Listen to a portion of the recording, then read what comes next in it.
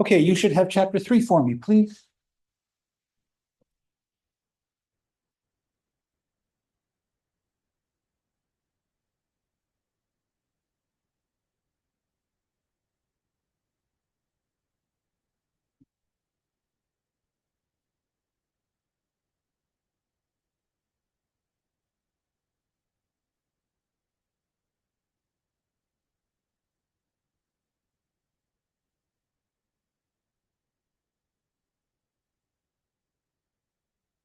Okay, we were talking about centers, mean, median, mode so far.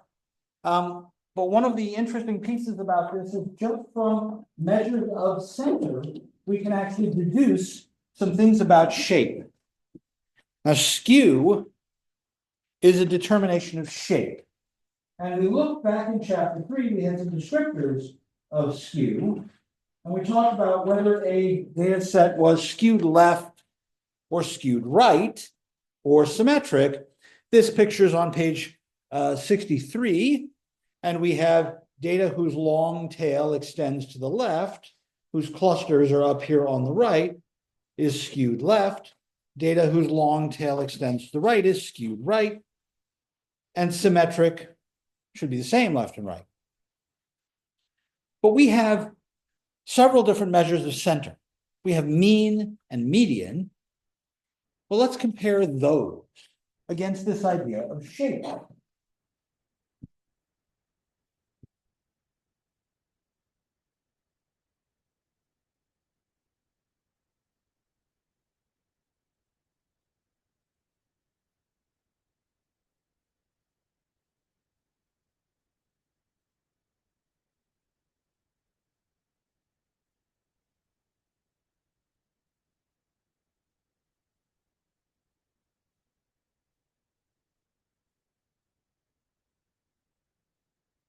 If I'm dealing with a symmetric distribution, a symmetric set of data, I would expect the mean and the median to be just about equal. Because the median is the halfway point, half the data to the left, half the data to the right, and the mean is our average. Median is not all that affected by extremes. It's not very sensitive.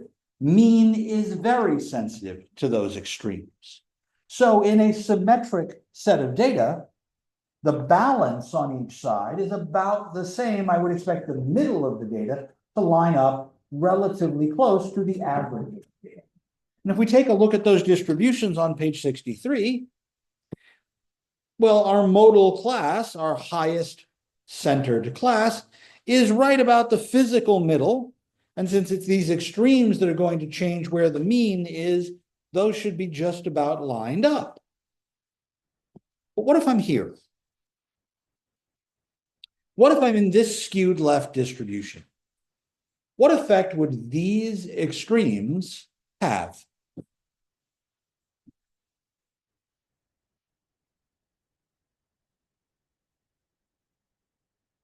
What would those numbers do to my center measures?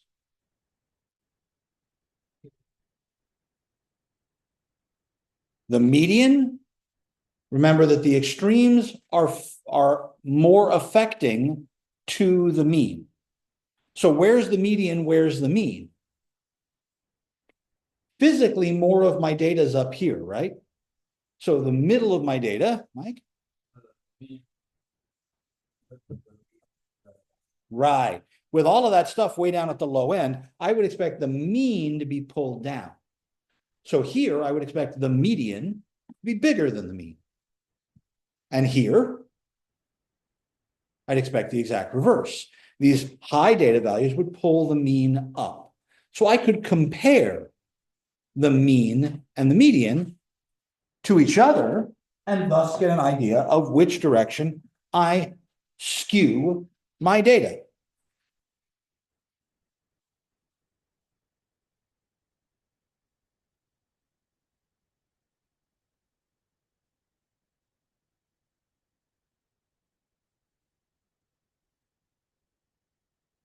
If the mean is smaller than the mean gets pulled by extremes. I would expect more extremes on the left I would get a left skew.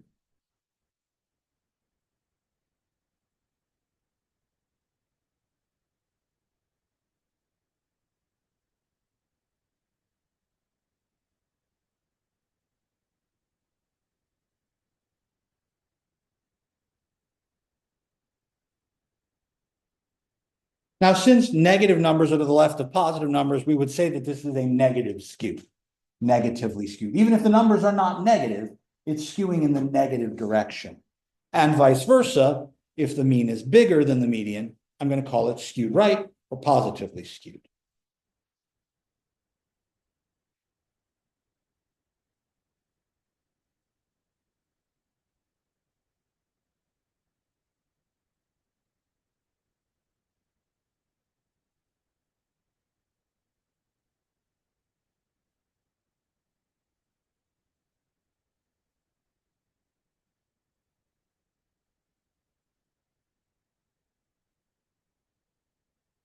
And I think those pictures on page 63 are our best image.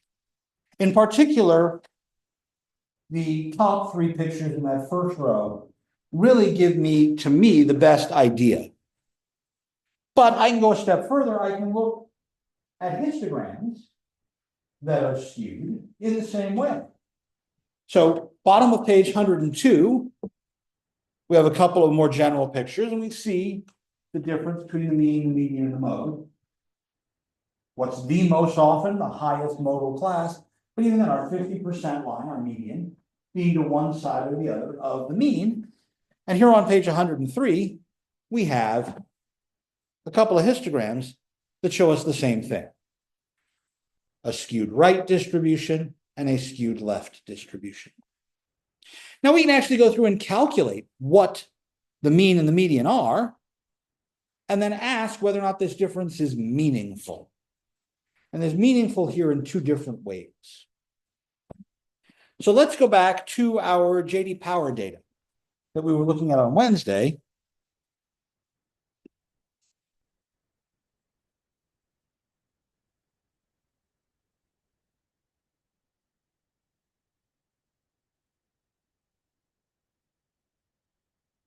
Did that share the right thing? I don't think so. Let's try that again. Share. That one. Go. Okay, there we are. Now, when we did our original calculations, here's our data. They gave me the mean. So I'm going to note that it's 188.6. And then I calculated the median. We put them in order. We figured out what the median was. And I've got that at 185. So 188.6 versus 185. The mean is slightly larger than the median. So if this data has a skew, with the mean being larger, which way should it be? Positive. Should be skewed to the right. And when we looked at the histograms, I'll buy that. This looks a little more drawn out on the right side than it does on the left side, but it's not a huge amount, is it? These numbers go from 130, 139 to 260. And the difference between the mean and the median is only about 4. 189 to 185. It's not a huge difference. So is there a lot of skew? Oh, not really. We can describe skew better with some other numbers, but we need some more information to get there. So at the moment, I would say, while it is right skewed, I'm not sure that's practically important, while it may be statistically valuable. Make sense between the difference there? And that's something we'll actually have to ask ourselves a lot as we go on. I have a number. It tells me something is happening, but is it an important happening or a minor? Questions?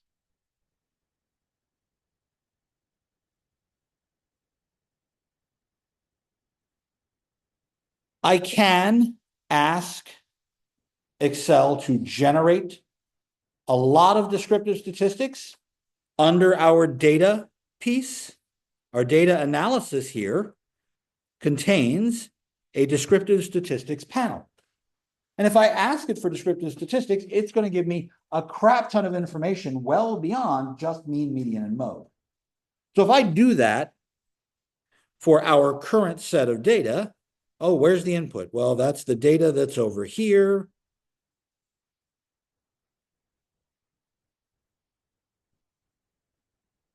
It's grouped in a column. I did not include the label this time, so I don't have to check that. I'll make a new worksheet to spit out all this information, and I'll ask for summary statistics. Okay? Bang. Range must be a contiguous reference. What do you mean? It's not a contiguous reference? Oh, I hit another number. All right, let's change that. Data.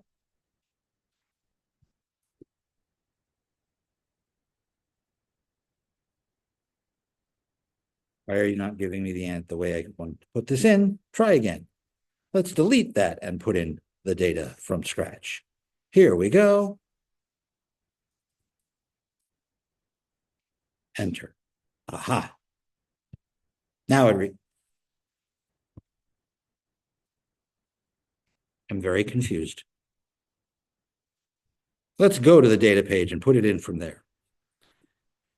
Data analysis, descriptive statistics.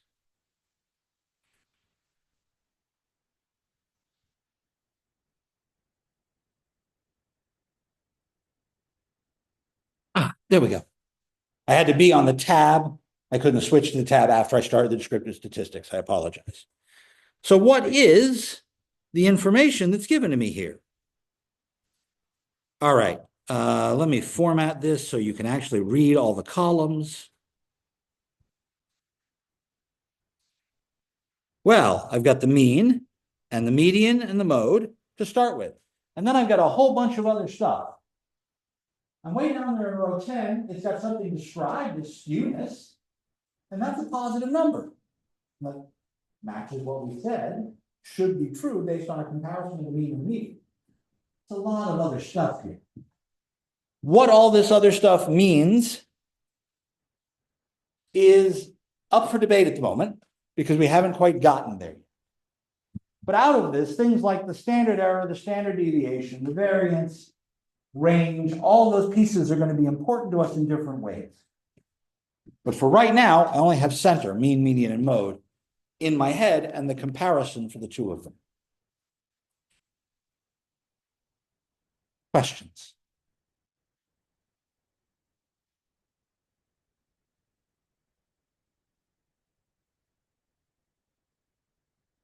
Okay, there are a couple other measures of center that are used depending on what kind of data you're talking about.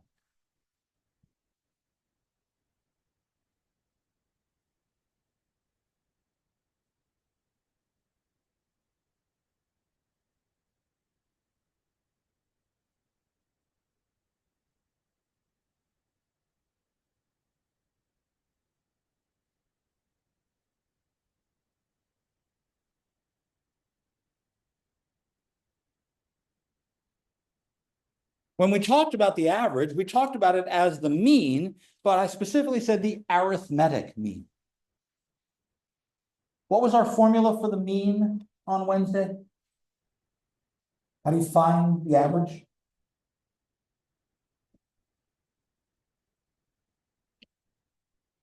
You add them all up and then you divide by how many, right? So because we're doing addition, that's our arithmetic part. A geometric mean multiplies instead of adding.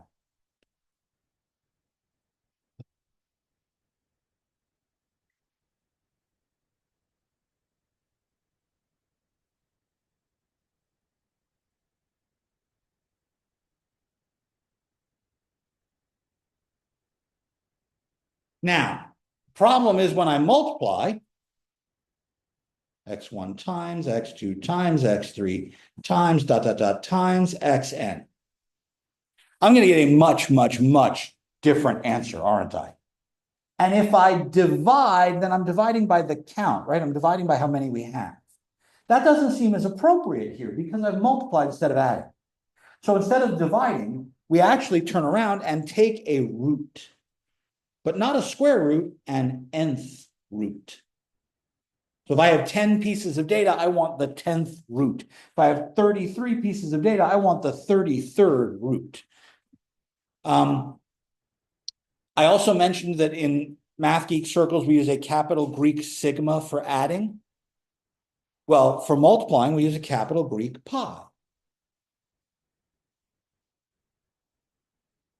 This says, take each one and multiply, going from 1 to n.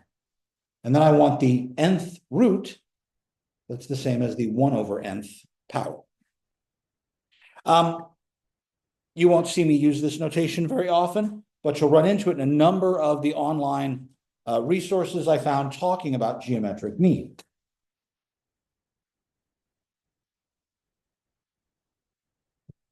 This is particularly useful because it mitigates substantially large outliers.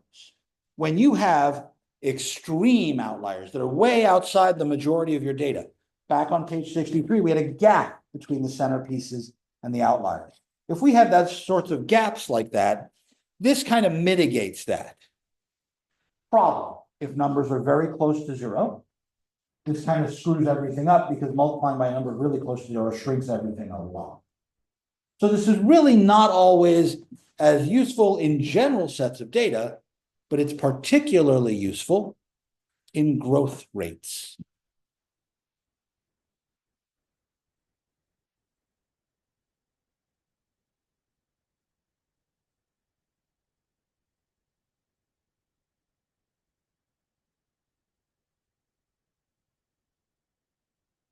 Which is one of the more common business applications we will see. So when I do growth rates, we're talking about year-over-year changes. So 105%, we grew at 5% this year. This year's 105% of last year. Oh, that's a multiplicative statement in and of itself. I'm taking last year's numbers and multiplying by 1.05. So it's already inherently multiplying. This is a better description of average then versus an arithmetic behavior.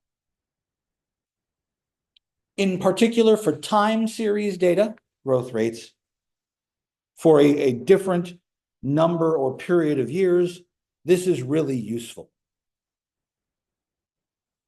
An example. Let me say I have a $1,000 investment.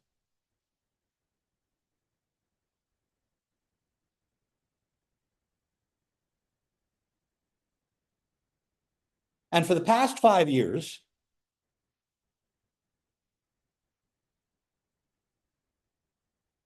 my returns as percentages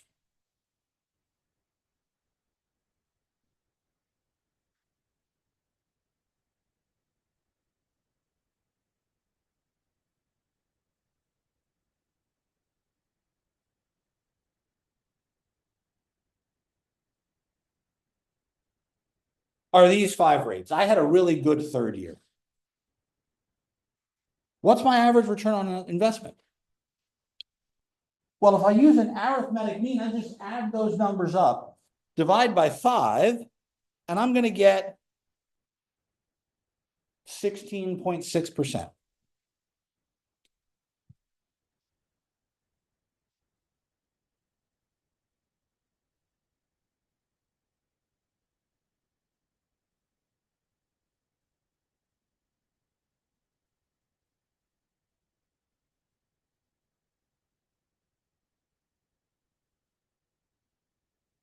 But if you actually calculate the value by multiplying by these percentages, let's go through this. Grab your calculators, everybody. I need your help. I started with $1,000. My first year was plus 10%. What's my value at the end of the first year?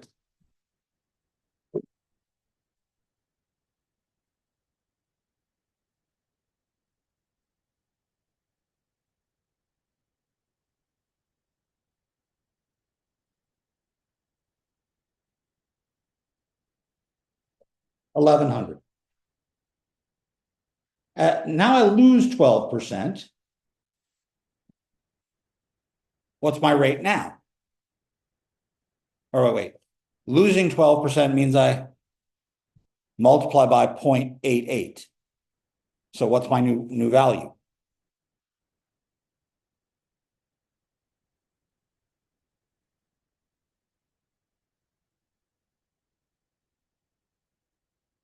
Then I increased by 90%. My new value?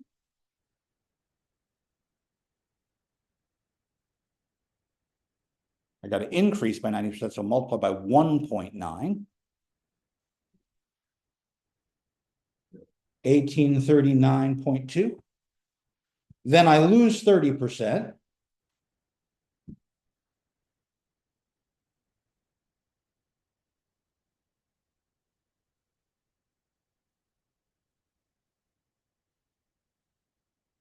I got to multiply by what?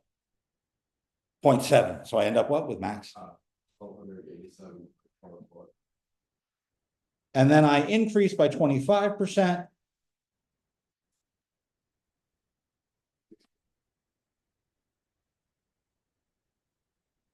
If I compare that 1609.30 with my original rate, my ROI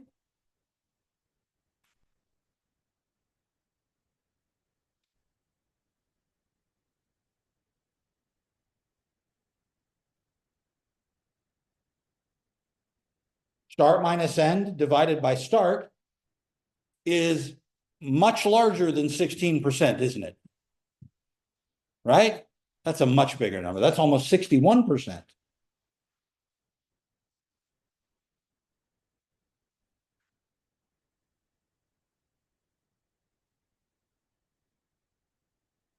a lot bigger than 16.6, isn't it? But the reason it's a lot bigger is because we were multiplying all the way through here. And an arithmetic mean disguises that multiplication. It's not straight growth.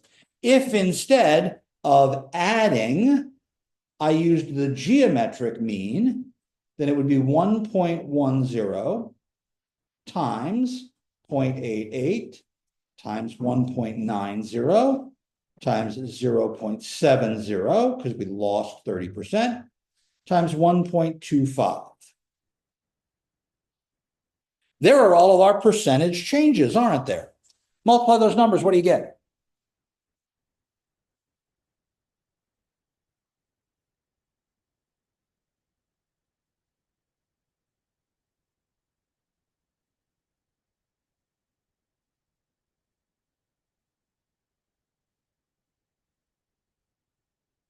$1.6093. Ready? I got to take the fifth root of that. So that means on your calculators, take the number you just got and raise it to the 1/5 power. And we get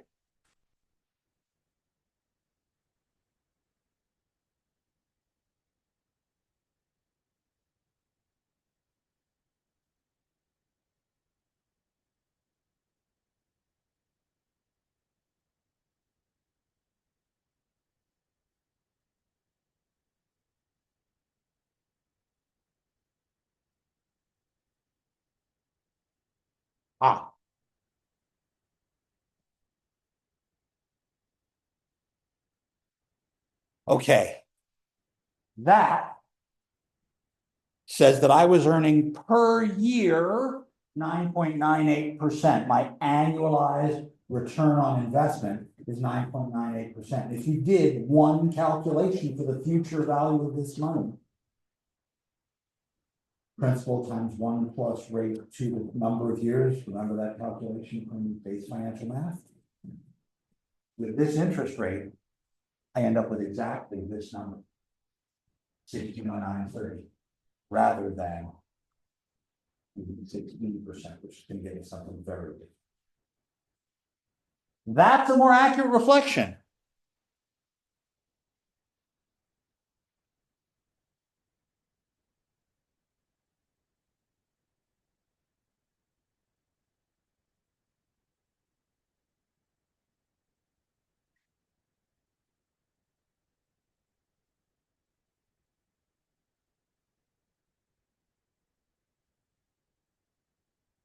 Questions?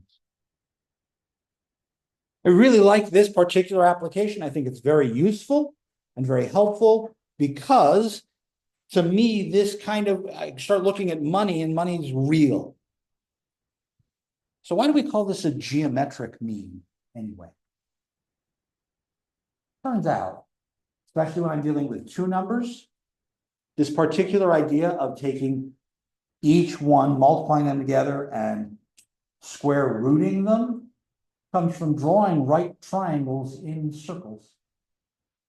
So this is actually a geometric idea dating back to Greek geometry 2,500, 3,000 years ago. So that's why they call it a geometric mean. Also, arithmetic means, averages, are always bigger than geometric means. They're only equal if each and every one of the numbers is the same.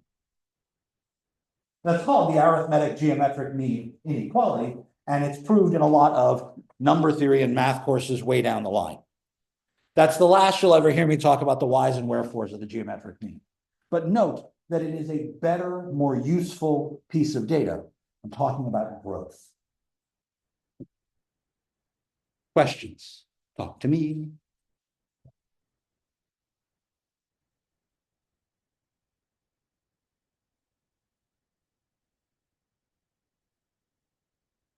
Another center is called the mid-range.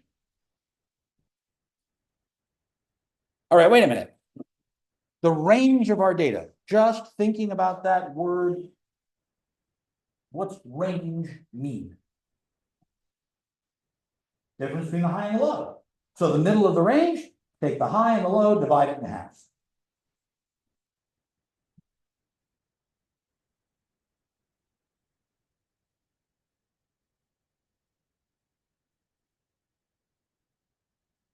This is clearly very sensitive to the extremes, isn't it? Because really, you're only looking at the highest number and the lowest number. So if those move at all, the mid-range is all over the place.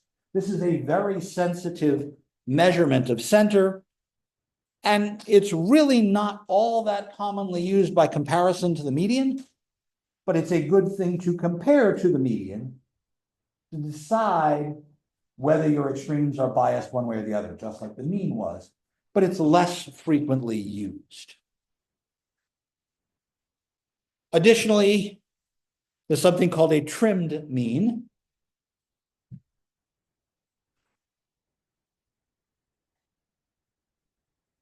Now, a trimmed mean means you trim the data set. You cut away a certain number of pieces of data.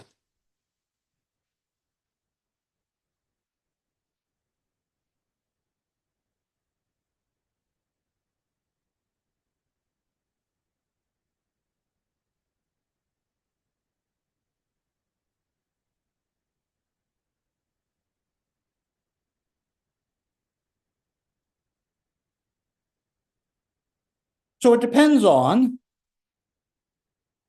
what percentage you want to use.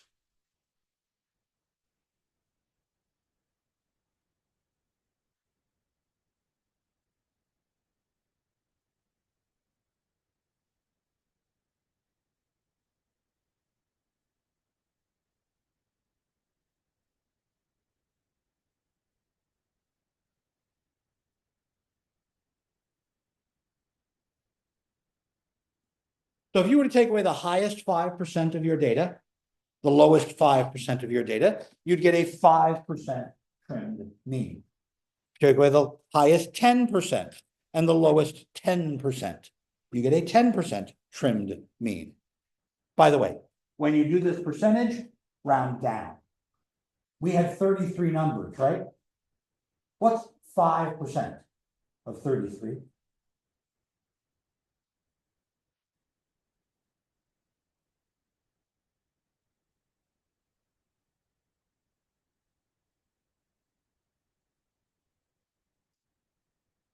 Which means we round down, we only trim away one number from the top and one number from the bottom.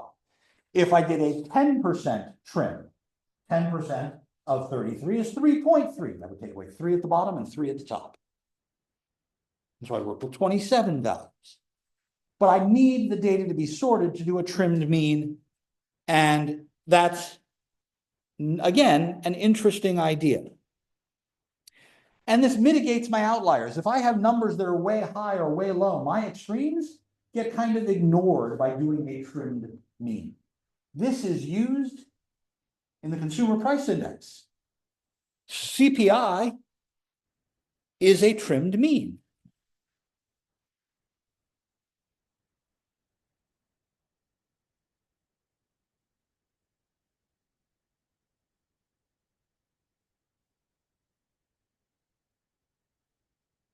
So this actually comes back and gets used in federal statistics.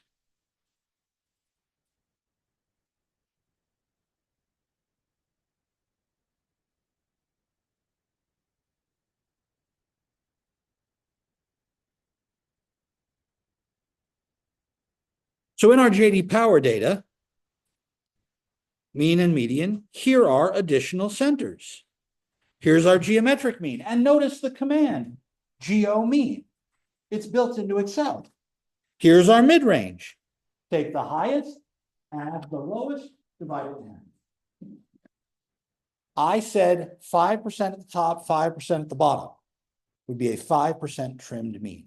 Excel pisses me off because they add those percentages together. And they say we want to do a 10% trim, that's 5 at the top and 5 at the bottom. We're trimming away 10% of the data. But 10% of the data would be 3 values, and then we trimmed away 2. It's the way the formula is set up bothers me, but it's there. Trim and mean, give the data, and then 0.1 for 10%. So it trims 5 at the top and 5 at the bottom.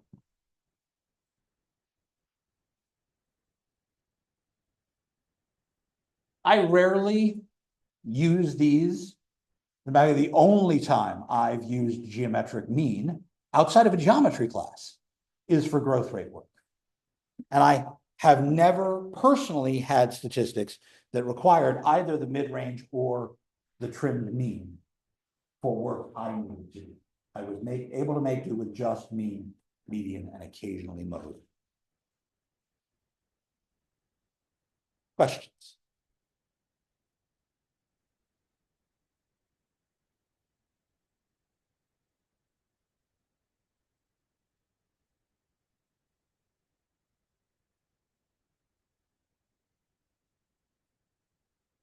Okay.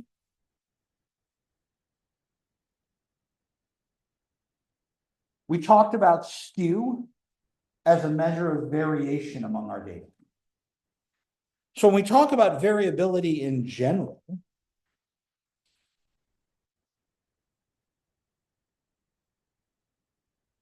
my variability usually changes based on which center I am using.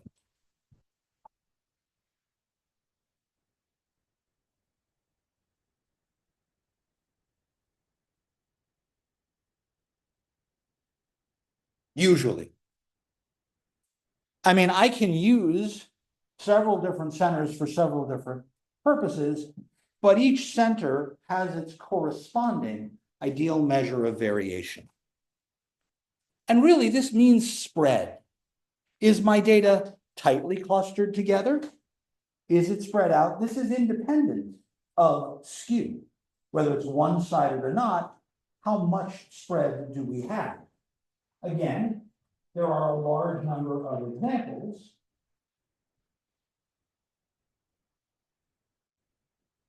Depending on our data.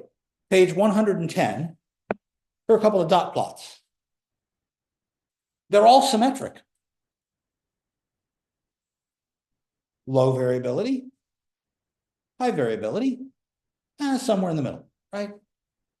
So as I'm moving from left to right here, I still have the same center, same mean, same median in all of these data sets. The mean and median are both 4. But there's some clear variations as to how spread out this data is. I've got a clear mode, still have a clear mode. Here, this data has become bimodal. It's spread out. There are 2 peaks. But it's really very spread out because those two peaks are at a height of 2 and everything else is at a height of 1. So how do I describe spread? And again, lots of different ways, depending on my choice of center. We start with the easiest one. Range. Sure, you said earlier, highest minus lowest, right?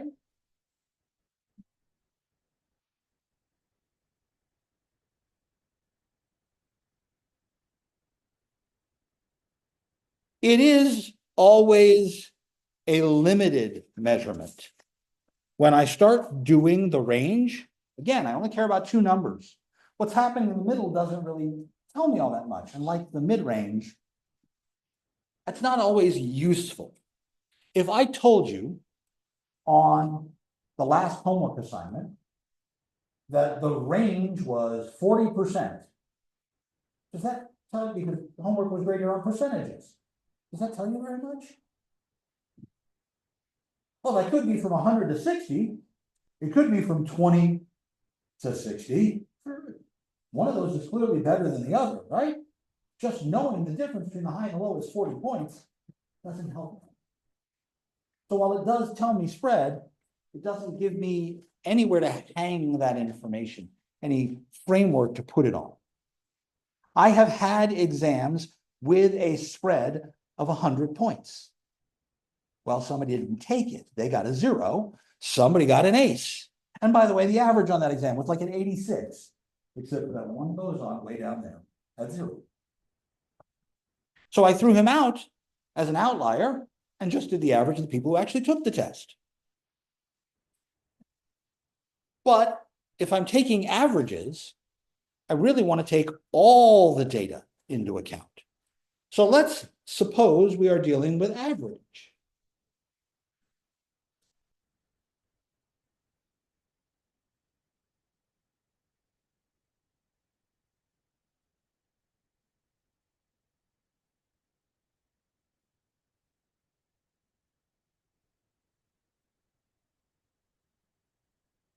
I already know, because we talked about it Wednesday, that I can think of the average as a balance point.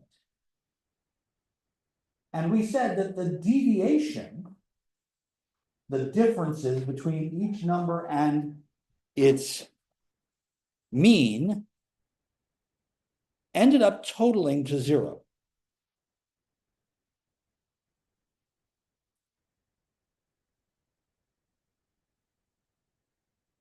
So if I think of my data set, x1, x2, x3, whatever, I know that this, when I sum them all up,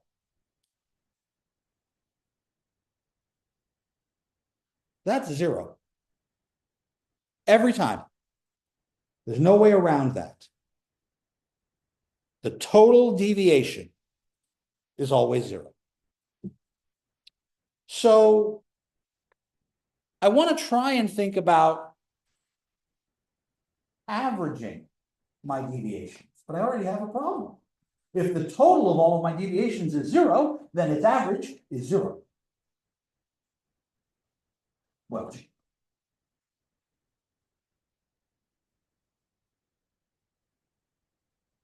okay. A short diversion back to high school algebra geometry class. When you measure distance between points, you make a little triangle, right, to measure the straight line between them. And you take the rise and the run and you square them, and then take the square root. Squaring and taking the square root. Numbers that are big, when you square them, get a lot bigger. Numbers that are small, when you square them, get a lot smaller. So small variations, if I square them, will be really tiny, and big variations will be a lot bigger. They'll count more. So let's do that. Instead of taking the deviation and just adding it up, let's square it and then add it. And then we'll do the average that way. We'll call this the variance.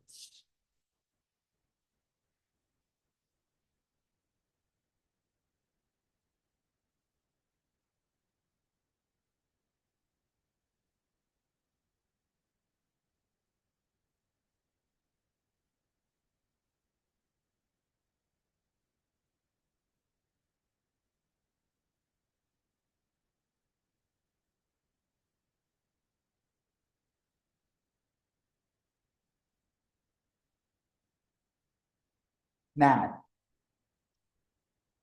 I really should be a little more precise. I want to use this formula when I'm dealing with a sample. So I'm actually going to call this the sample there. Oh, damn it. Remove the square root. I apologize, the square root's not part of this formula.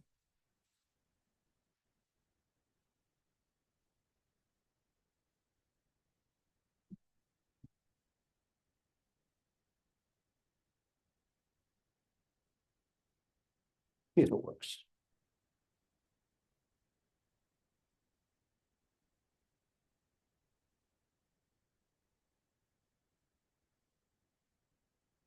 I want the squares, I just don't want the square root.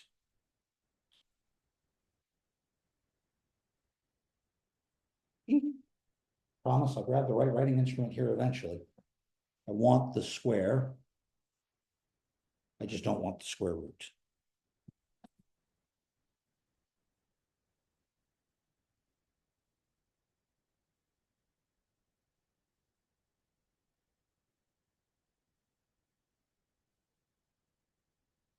But this is for a sample.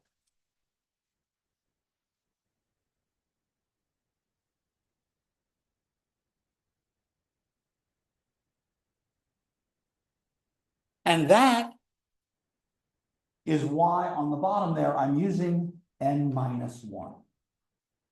Because from my sample, I took the average, right? That X bar, I calculated that. So I've already used all my data once to work out the average. So that's one extra calculated value that I made. And that's going to throw my information off just a little. So I need to make this account for the fact I've already used the data. And that's why the bottom here is n-1. But in a population, my variance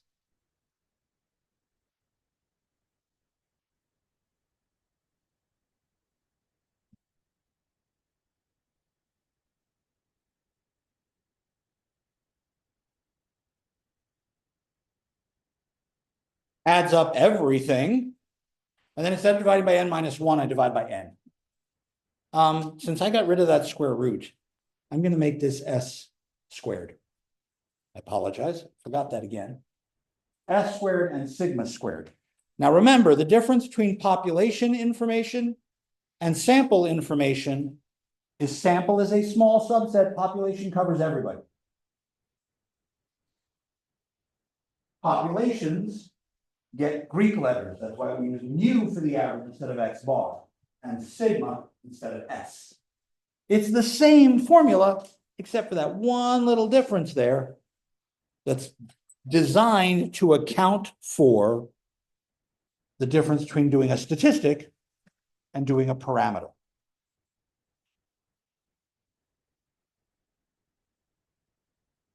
In Excel, both of these are calculated the same way.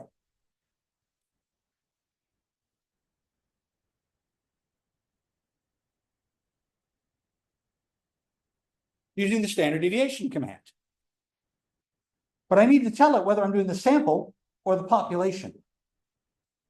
So I need to, at the end of this, either put dot S or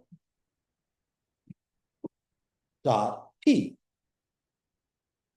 A sample, a population.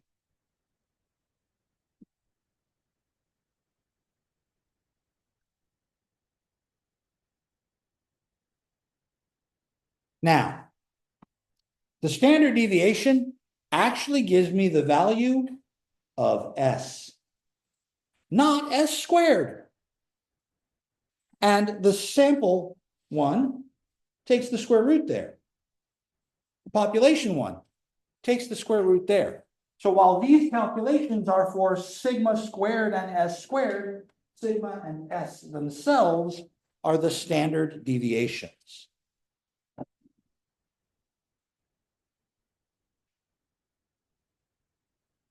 Now, to me, that makes sense because we took all of our deviations, we added them up, squared them, divided by how many we were, but that's still squared. If I want to standardize my deviation, I should get rid of that square and take the square root.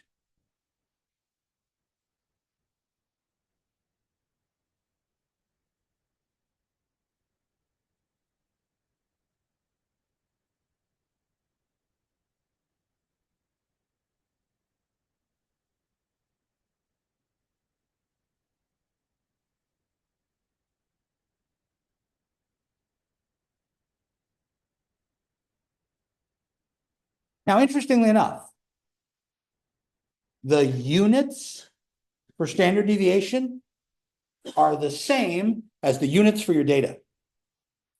So back in my JD Power example, we were doing all of this information in defects.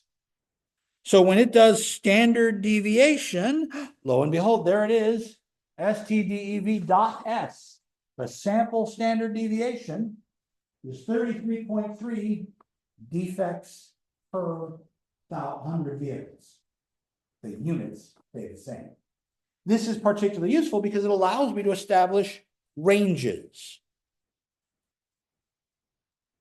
Although I will tell you that looking at variance would be in units squared. So it would be in defects per 100 vehicles squared. I don't know what that unit means.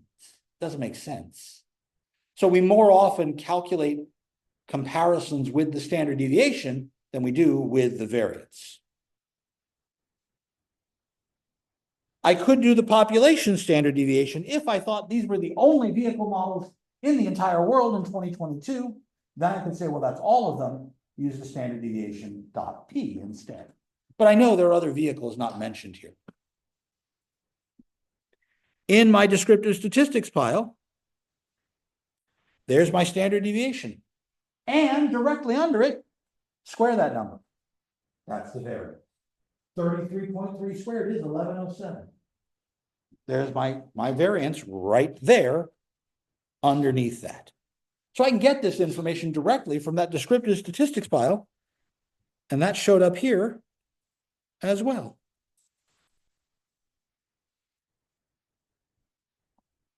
I don't want to do these calculations by hand. Particularly when I have large data sets, these are a pain in the ass. Because I've got to take all these numbers, I've got to take their average, subtract each one, I got to square them all. I end up writing this table, it's about 8 pages long. Forget it, do this in Excel. Or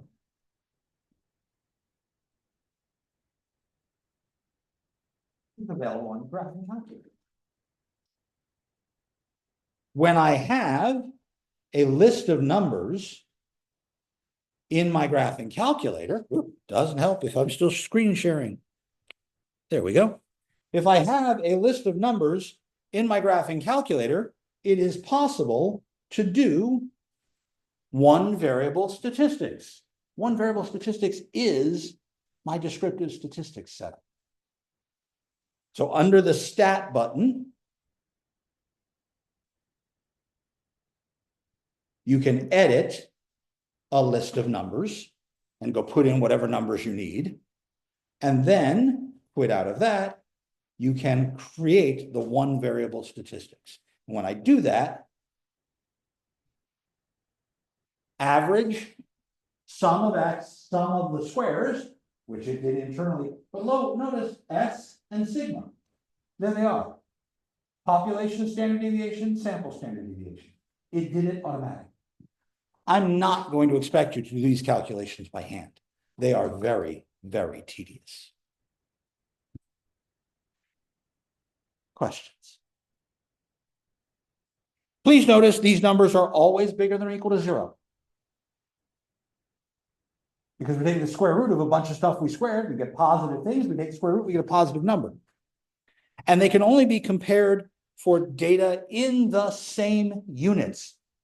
I can't compare standard deviation in or things done in dollars with things done in pounds or euros or yen. I have to have everything on the same unit to continue.